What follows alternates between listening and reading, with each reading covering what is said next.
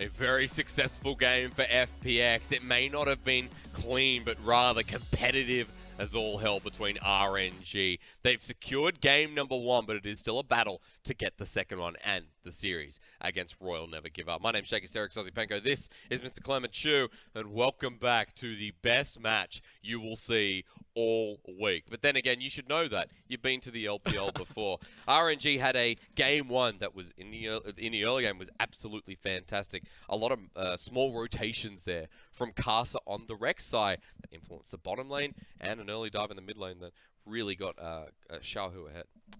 That's FPX in a nutshell. They are a Hydra with 3 heads. They shut down 2 of the heads in the bot side and Doinb in the mid lane, but 1 head was enough to carry them throughout that entire match. That head has to be to go to GimGoon. Yeah. Like, if you look at the gold lead that RNG had, it never exceeded 1,600 gold. And most of that was because GimGoon was doing so well on the top side. Right. That's a really worrying sign for me. Like, if they can't hold on to the top side with AmazingJ's champion pool, which there aren't a lot of champions, that's going to be a really big trouble. To be fair, though, for GimGoon as well, we played a lot of the team fights pretty cleanly.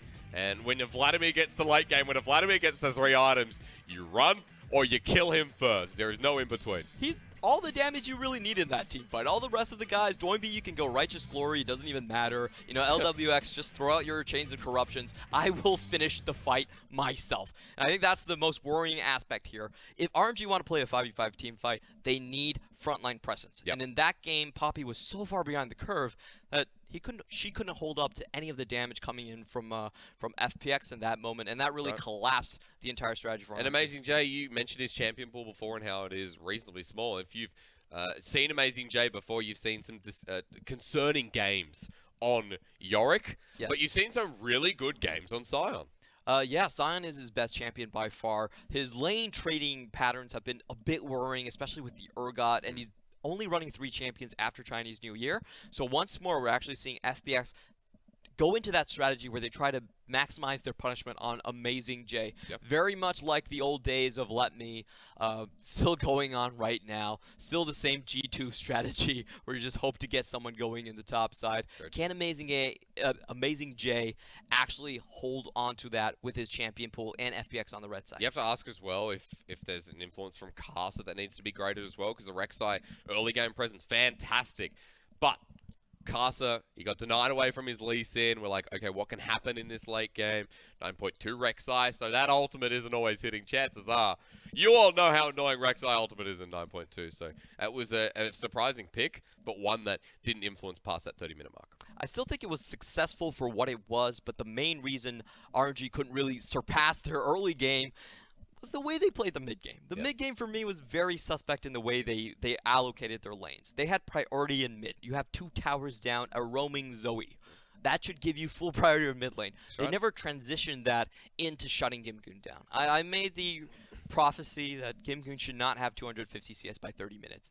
He was well over that mark. 270. He was winning the team fights already. And it's a bit disheartening to me to see RNG kind of still stumble on the same blocks that they stumbled previously when they were running a very monolithic composition with Uzi as their main damage source. Yeah, that's right. Also, come back to, maybe Xiaohu on his Zoe. That was a really good early lead for him. And the reason I bring this up is because Xiaohu's Zoe now has a loss after 5 games. 100% win ratio, by the way, and Zoe in China is bonkers, if you haven't found out that fact. Like 80%. Xiaohu dropped it a little bit. But in all seriousness, for Xiaohu, had a very good early game as well. RNG all did further to your point. And FPX now, they go back and they'll say, all right, cool, let's improve our early game, because Tian's proximity to Doinb didn't feel as high in game 1. Yeah, I think the cool bans for me coming out from FPX were actually the Lissandra ban, where they're saying, you know what, this has been Xiaohu's most played champion. Also, Doinb's most played champion as a reverse as well. So what they're saying is, hey, if we take away the frontline potential from RNG, their team fighting comp doesn't actually work that well. Sure. So we can give them the Zoe, we can give them early tempo leads in terms of the mid jungle 2v2, and we can still come out ahead and beat RNG at their own game when it goes later on. So it really throws a lot of wrenches into this drafting phase for RNG. They're suddenly looking at, hey, we've already technically we've checked our boxes on how we want to win the game and how we want to win the series in game 1, but it didn't work out. So I want to see if they go more all in for just putting more resources into Uzi, making sure that he can go on, maybe just take the Varus. He was already so far ahead anyways. Yeah, take the Xayah and make sure he actually has mid-game presence. It doesn't have to be on something that needs to sit back. Here's the thing though, if he picks up the Xayah, it hasn't been so successful in the past.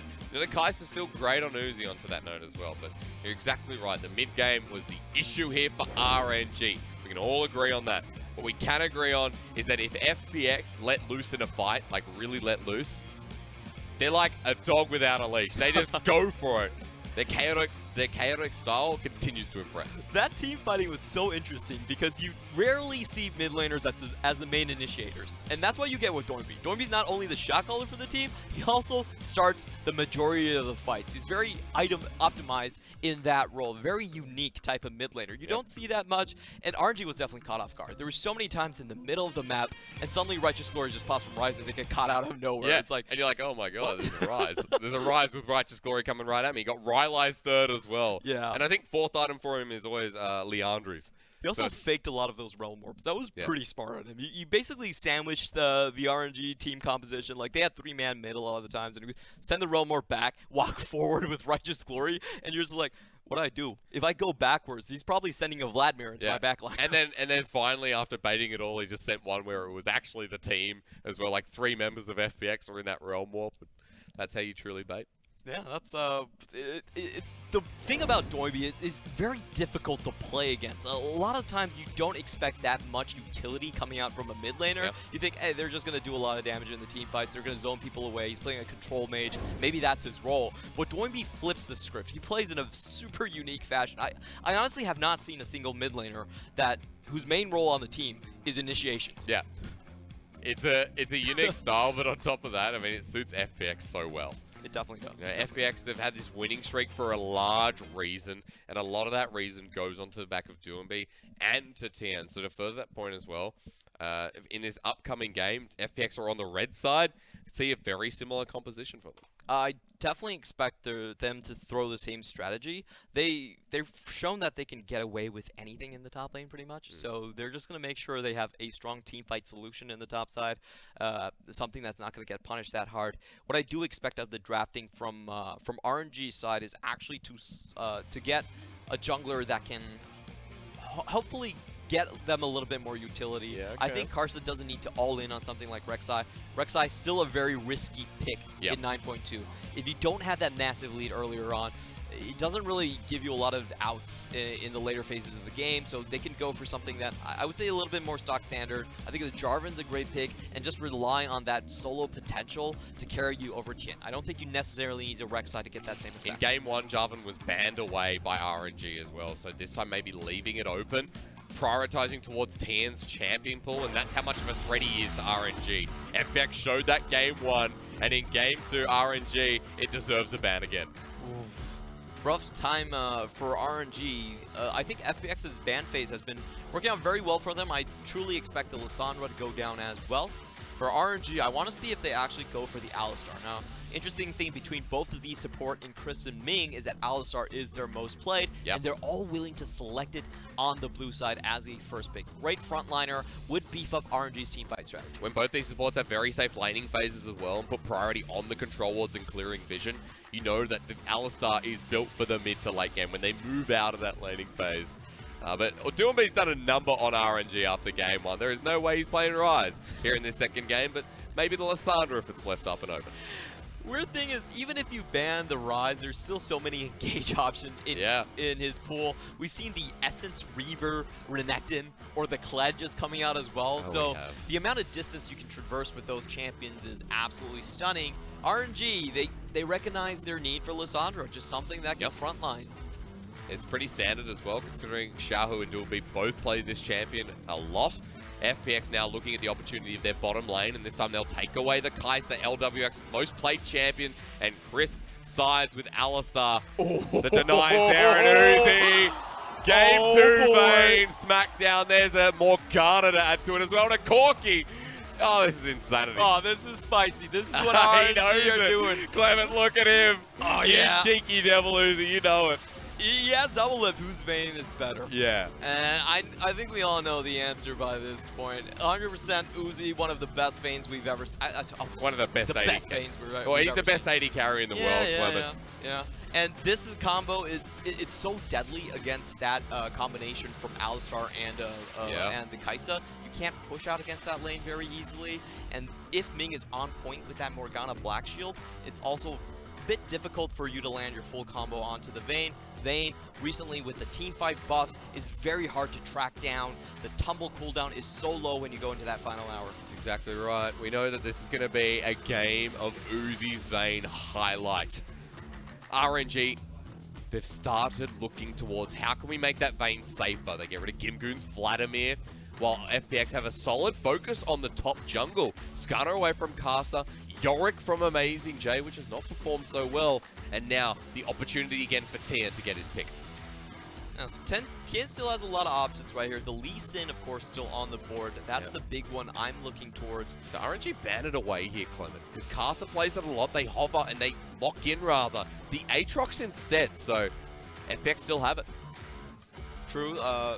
Well, FPX, I think they need a very strong early jungle because the mid lane, the mid lane and the bot lane are not supposed to go well in these matchups, so they need something that can at least keep it stabilized.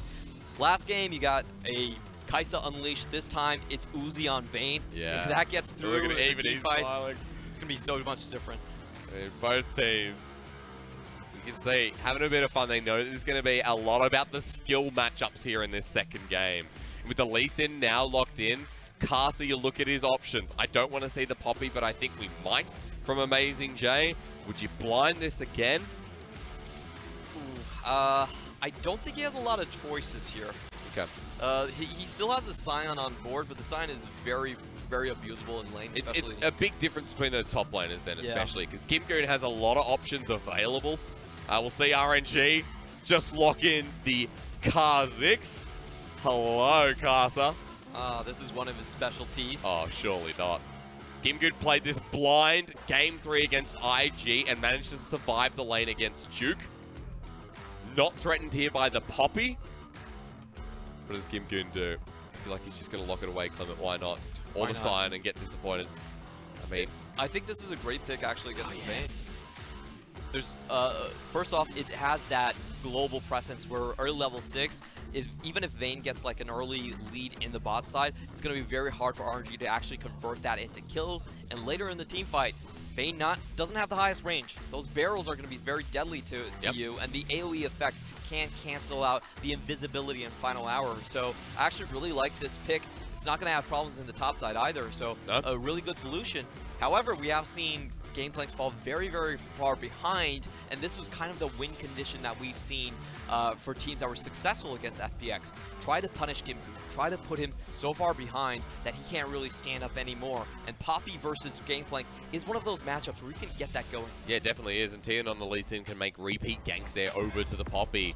Quite easy there to pressurize the top side of the map, but we did continue to talk about the mid 2v2 in jungle. When you have a Kha'Zix and Lissandra, so easy to lock down for Karsa to come in and delete you with isolation. So much threat here for Doinb, who's now picked up, I don't think he's played Corki yet. Is this his 12th champion? I think it might be. Let me check my list. Yes, Corki is his 12th champion. So he's sitting as most champions picked in the LPL currently.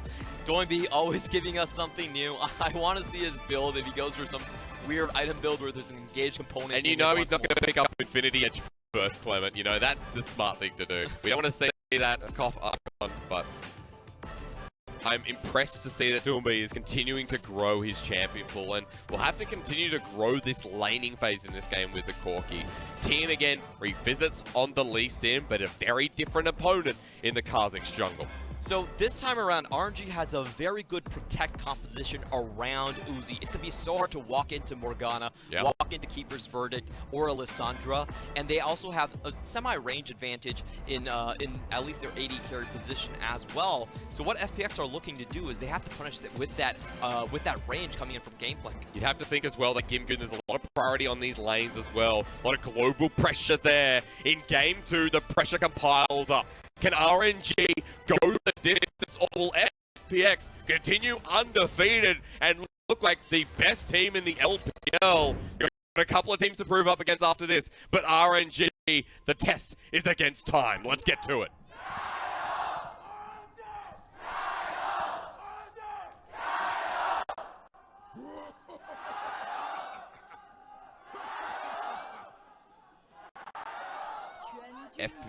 FPX do not have an arena. All right, there's SKT calls and all that kind of nonsense.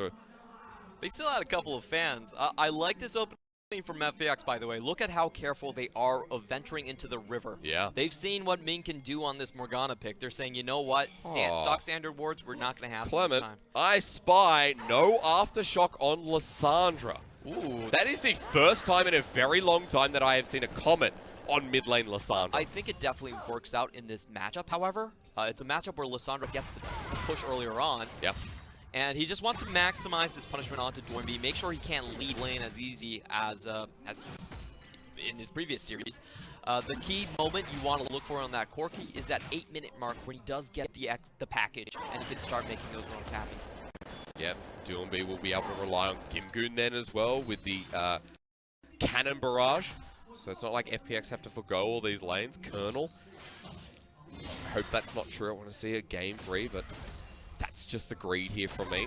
You got to look at what the Colonel's actually looking at here, and that's the potential of this game going late for FPX. I just want to see as many Uzi Vayne highlights as possible. Oh yeah, we were talking about the amount of pentakills he has on just this one champion. I believe there's already 4 pentakills he has on it. Insane. He's been around for as long as time itself here in the LPL. AmazingJ was about to get encountered there by Tian, but he chooses not to go to the top side as spotted out by a ward. So he'll just leave and potentially go back to what looks like we've started off with vertical jungling. Yeah, I do like this for RNG just a little bit.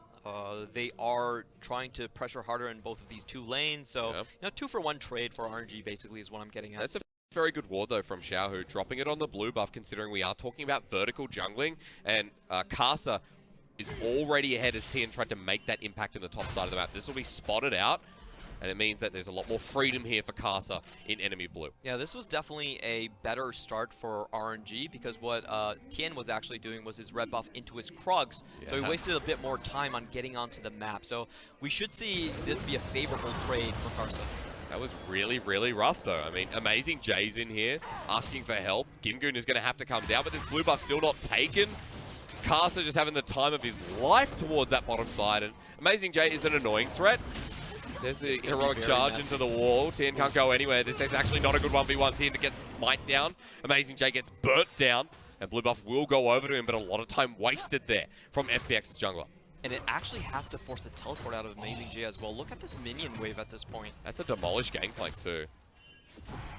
So GimGoon is definitely going to be very far ahead in terms of his build, and he's going to have an extra teleport come level 6. Yep. So FPX do have a pretty good set. Oh wow, Uzi's gone too far forward though, Clement. Runs into LWX with no mana. The Ignite's ticking down, but the Black Shield will save him. LWX gets one last hurrah onto Ming. And now the bottom lane is one step away from giving over first blood. Massive summoner win for FPX. They can chain this trade up with GimGoon coming down from the top side. It's a very easy play to do, and it's going to be up to Karsa to kind of rectify the situation. Karsa has flash. Crisp is dead. Oh, good night. Crisp survives. Oh, really well done by the heal. Oh no, Tian's coming down as well. Safeguard in. Doesn't land the Sonic Wave onto Karsa. A lot expended there by RNG's bottom lane, but they're getting out away from the Lee Sin. Uzi's still holding on to a sizable CS advantage, but look at how bad this lane is. This is a lane where he's getting purely zoned out, and they can't leave the lane. They have to play through this. Yeah, super rough here. When a Vayne has good lane, oh, you're in pain. It's really, really rough considering that we have the Infernal Drake as our first elemental spawn down at the bottom lane. Tian's here ready to repressurize, and Uzi and Ming at half health still. Sonic Wave avoided there from Uzi. Tian not in a good position. One more. Condemn? No. Uzi doesn't take it, but Doinb's coming down. Doinb still doesn't have level 6, but his burst damage should be quite high. I don't think he should be able to find this kill, though. Level 5, Corrupting Potion ticking. Phosphorus Bomb doesn't land, and that was the burst damage he was hoping for. But at least moving down, you know the versatility of FPX. It's a really smart move because they're forcing Uzi to delay his back. That's the situation. That's 2 times in a row that FPX are forcing Uzi to not back when he actually very much wants to. The first time around, they freeze the wave. Perfect situation. Uzi says, you know what, I can't give up on a wave and a half. I'm down. I'm not going to get final hour before Karsa hits level 6. I need to stay here. And the second time around, a roam from Doinb. So a really good move on pressure. A lot of times, winning in League of Legends does not involve kills. Yeah. You don't have to kill the enemy to put them that far behind, and that's a great example of how he can do that. Because it's small league growing here for FPX, despite Tian wasting so much time around that blue buff before. Karsa's now returning to his jungle, and Tian's still returning to the bottom lane. There's so much priority here from FPX to get that vision, knowing where Xiaohu is, and to get to that bottom lane and force some.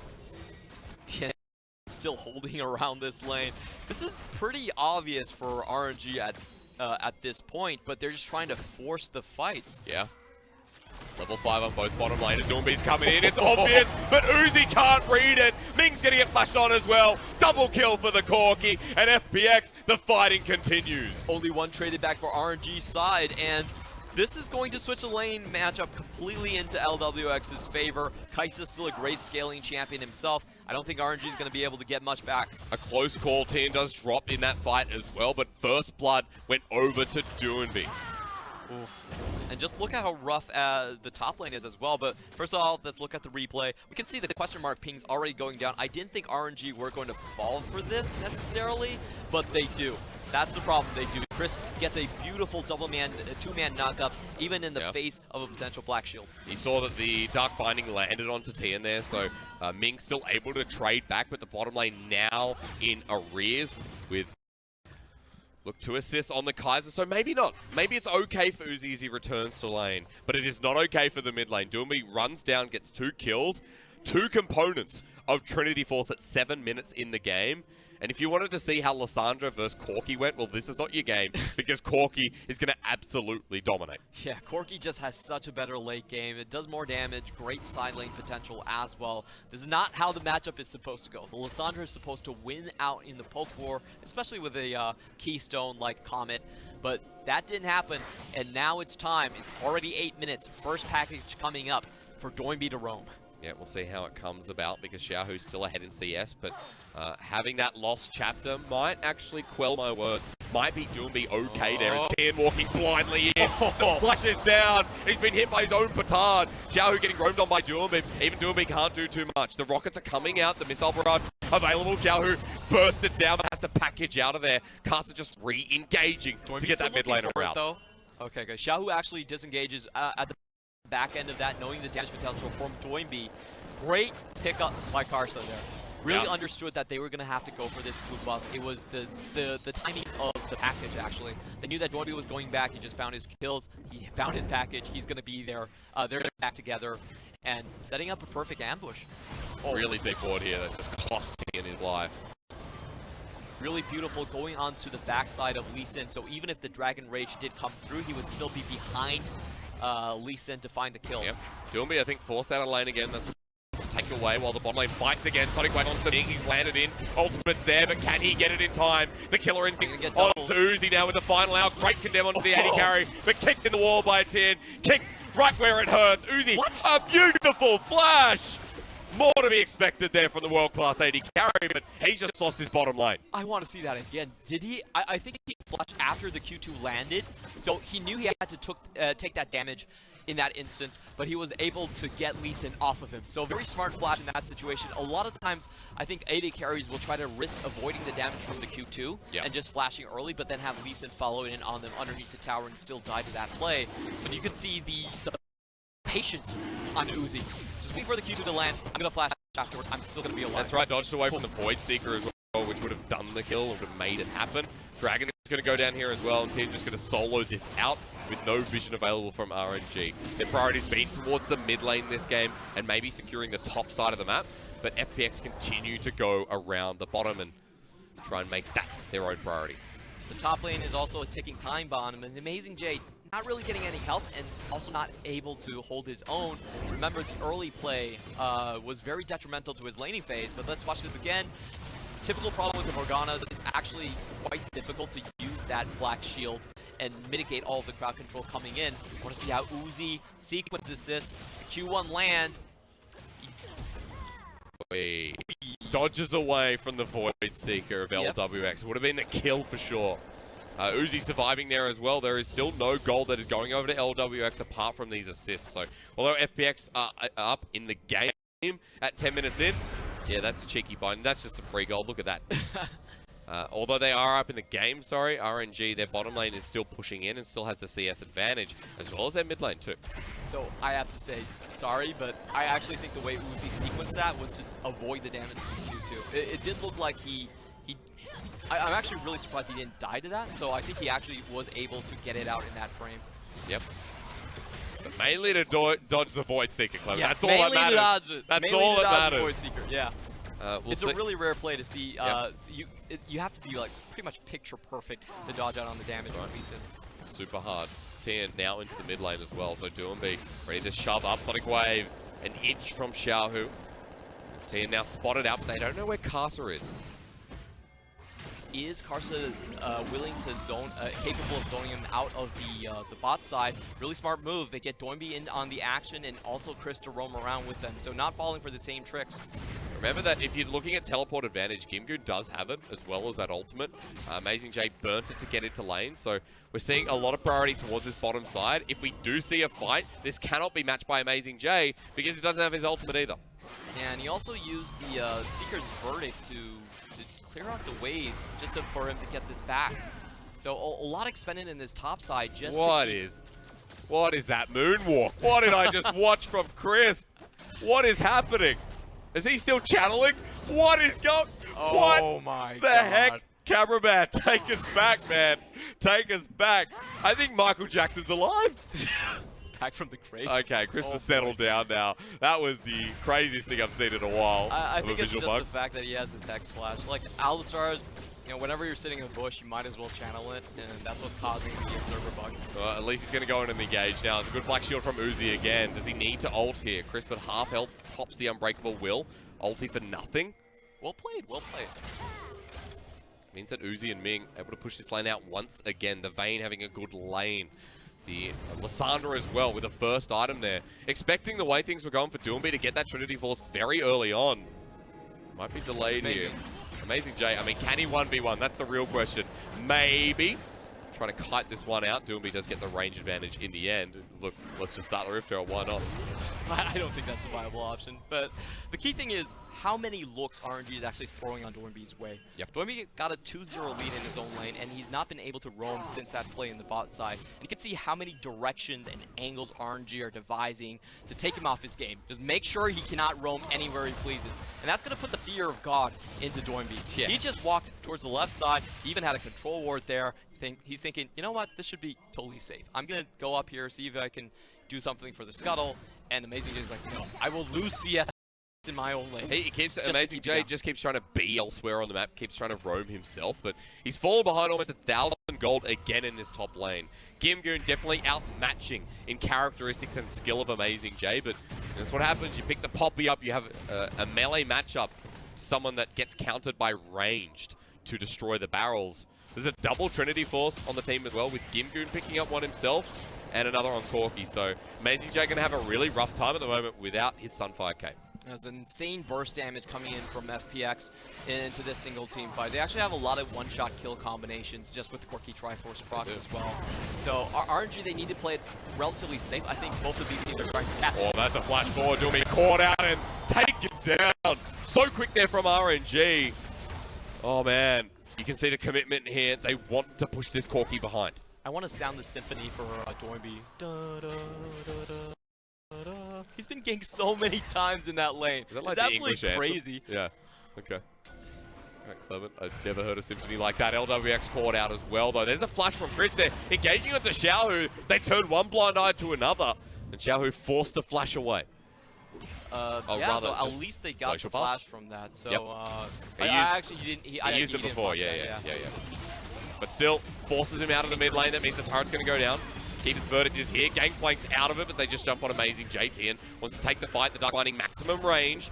Karsa with a flash shield wants to re-engage. AmazingJ flashes on in. The fight on LWX just ult nice and early. He flashes over the wall. Xiaohu caught out of position, and Tian takes him down. Chris has absorbed all the damage, but the Gangplank's coming in. Level 11 on GimGoon. Uzi to join the fight as well, but maybe it's just not meant to be. Yeah, Vayne on that, really late to the rotation, was in the bot side, and they don't have enough burst damage to actually finish that off. I think the key thing was that we didn't actually see the steadfast presence, stopping the killer instincts from LWX. If that actually went on, and that's usually how the combo goes, I don't think LWX would have survived right there. So it might have been a situation where Poppy was already had that on cooldown, but we can watch it again. Tense situation from FPX. They do catch Vayne napping in the bot side though, so it's a very smart play. They know Uzi's tendencies to go for farm in that situation. AmazingJ goes in, and no, there is no steadfast presence to stop LWX from repositioning himself. And unfortunately, Lissandra walks into GimGoon with Triforce at this point. Yeah, definitely upsetting about Uzi because he wants to keep his stat at the moment of 10 CS a minute, 10.4 to be precise. So there's definitely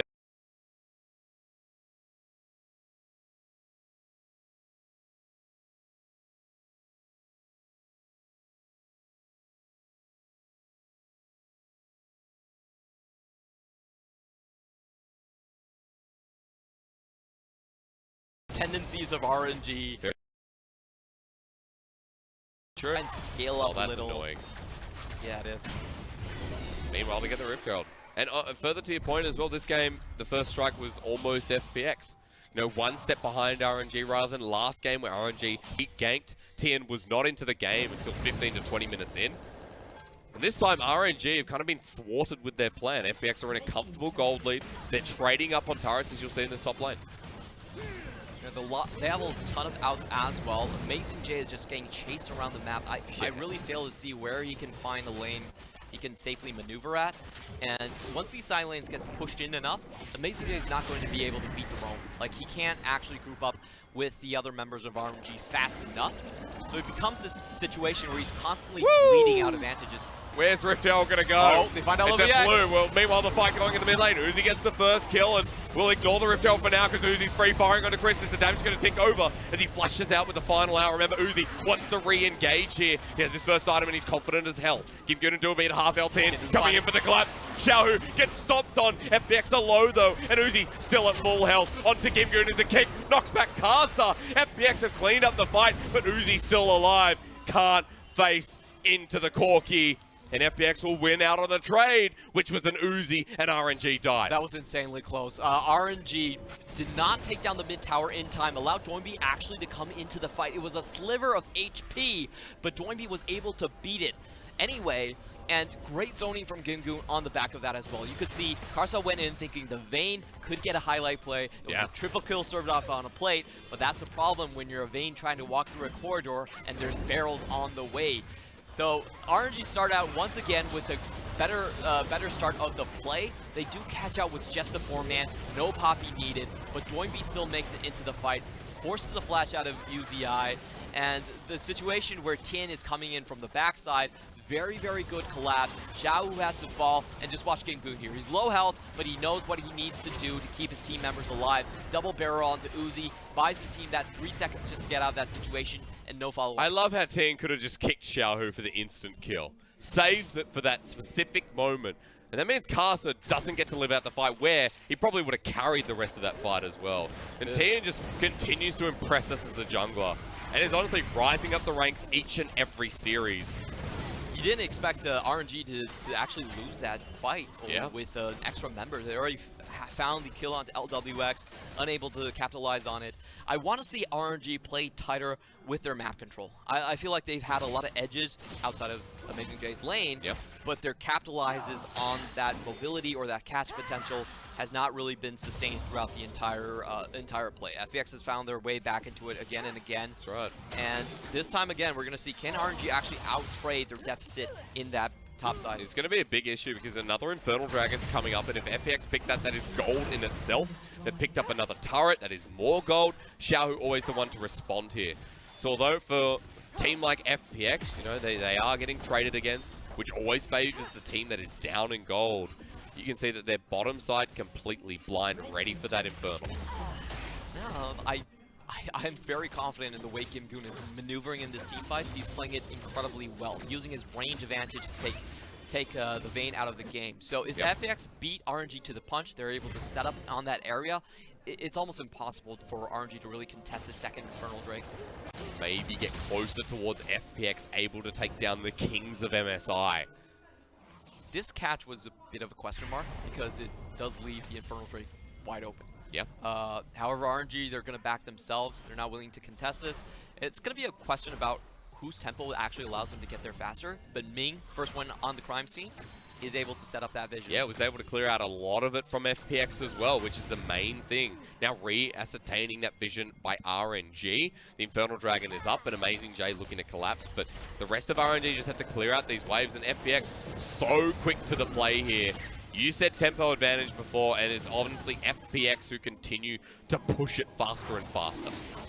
So RNG have to contest it. They have the better concave at this point. Also, Vayne had 2 items better than LWX. They're going in. AmazingJ from the side. Xiaohu flashes in as well. Doinb's been caught out and knocked up and dead. Karsa half health, but on the other side, LWX ults in. Xiaohu taken by LWX, but everyone at FPX are so low. AmazingJ on the backside is out of position. The Sonic Waves land, and Tian is almost deleted. It is Glacial Path. Xiaohu's in. GimGoon's out. Elder Dragon.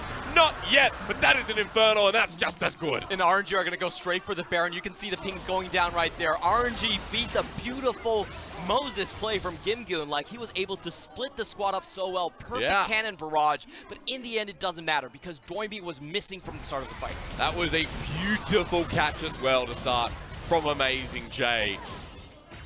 He has one play, Clement. He has one play, and AmazingJ's back into the game. But please don't die to Baron. He's out. Good. Baron's going to go down. 5 members achieve it. And RNG in the driver's seat. The audience feels it, and we do too. The power of steadfast presence showing up big in this team fight. They did not expect RNG's front line to actually separate from Uzi in this fight. That's the big difference. Great find onto Doinb. Steadfast presence blocks the Valkyrie. No flash on him, so he goes down. However, the fight is still going on. GimGoon has a perfect cannon barrage, covers the entirety of the river, and FPX are saying, you know what, maybe we can find a little bit more. But once that cannon barrage goes down, Xiaohu is back in the fight, finds a perfect 2-man, and he adds 2 more thralls to his collection. And you know what, in that fight as well, you got to see the best of every one of RNG as the crowd begins to hype it up again. Ming clearing vision before that Baron, Dragon rather, came out. It was so important to that play, going in completely blind from FPX, showing that vision priority here has always been on RNG, and now it's going to be harder for FPX to contest it. Definitely is the case. I do want to criticize FPX's previous play prior to the Dragon, and that's doing the 3-man catch into the top side. I felt like that really gave RNG a little bit too much momentum getting their setup onto the Infernal Drake, and you can see coming in back into that play, it really cost them big time. Yeah, potentially did, but it's not over just yet. There's 2k gold lead. Baron's still available. Unfortunately, there's a lot of wave clear from FPX. Hard for the sieging to start here from RNG. Still looking for the potential of a pick with Karsa and Ming. A lot of catch potential and no vision line again from RNG. See if they can get close to this turret. FPX, they still have a lot of engage tools, and it's going to be hard for RNG to truly siege down onto the team, onto the inhibitors at the very least. They don't have the range advantage. Vayne has to walk up close without much protection. I think the play that RNG are looking for, if they do force into the inhibitor, would probably be the Keeper's Verdict. See if they can get a lucky double knock-up back into the enemy base, and maybe they could take an inhibitor off that. But if that doesn't happen, I feel like FPX should be able to hold on. Yeah, they're really suffering from the poke RNG. Doinb, GimGoon, LWX even. It's really harsh right now. And Doinb, he wants to defend it, but he doesn't need to. GimGoon's coming in as well. AmazingJ forces him back, almost gets bursted out himself. But turret does eventually go down. There's an objective for RNG that opens up the top side. Lots of HP loss for AmazingJ, but doesn't really matter at this point. Very good positioning from Xiaohu. That's basically a post-up play where he's saying, you know, LWX, we see you in the mid lane. Do you actually want to walk through this bush? I'm going to be here with Karsa. We're going to be a 2-man hit squad. And if Karsa finds him, that is a Duskblade second on Karsa. Well, first, realistically, after the jungle item. So there is a lot of burst potential from Karsa. It makes it that much harder for LWX, even Doinb, to get out before they die. This is a much better look at RNG when they have map control. They're finally choking out FPX the way they should be, and not just relying on, hey, you know what, we can wait for 5v5 team fights. There's so many more advantages that you can gain in this situation. Diversify your options. See if this match of the week goes the distance. Diversities have been a big key here for FPX. Getting in this fight uniquely, Chris onto Uzi, but he's just taken down. Uzi with the black shield even runs forward. This AD carry loves the Morgana pick, and RNG are going to love that quick pick. So clutch from Ming. The black shield was so thick. The WQ damage from the Alistar, not enough to even land a single crowd control onto Uzi. And RNG continue to contest forward. Doinb just get pushed out as well. Xiaohu doesn't need to take the glacial path, but you saw the damage there before from Karsa as the Sonic Wave lands. AmazingJ too far forward. That's right, get the Keeper's Verdict out, put it back away, and RNG can't stay. That's so annoying because that Keeper Verdict actually goes onto a very shortened cooldown when you don't actually send it outwards, you don't complete the channel. That's a play we're going to be seeing more and more often as RNG try to siege up with this low range composition. But I hope we get a replay of that black shield from RNG. That was really clever because they saw Tian coming in from the left side. They acted like they didn't see him. Yeah. They let Tian come close. They let Chris take the play and basically take that one-way trip into the slaughterhouse. Beautiful to see as well that Ming, his diverse champion pool goes further than something like the Alistar, like the engaged tanks we know him so well for. For Ming, you all know his name well. I don't need to go further than to say that Ming is doing so well at helping to carry this game.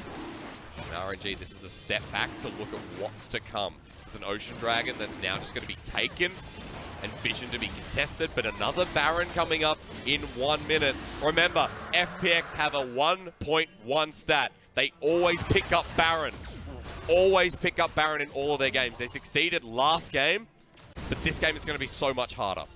They're one of the better teams at coordinating around Baron. I think that's the key thing. Their setup is actually very, very crisp. A lot of it has to do with, no pun intended, crisp. Clement, I got it, man. You gotta keep going. A lot of wards being placed by him. He was one of the star players before Doinb actually joined the squad. They were trying to hype him up in that situation.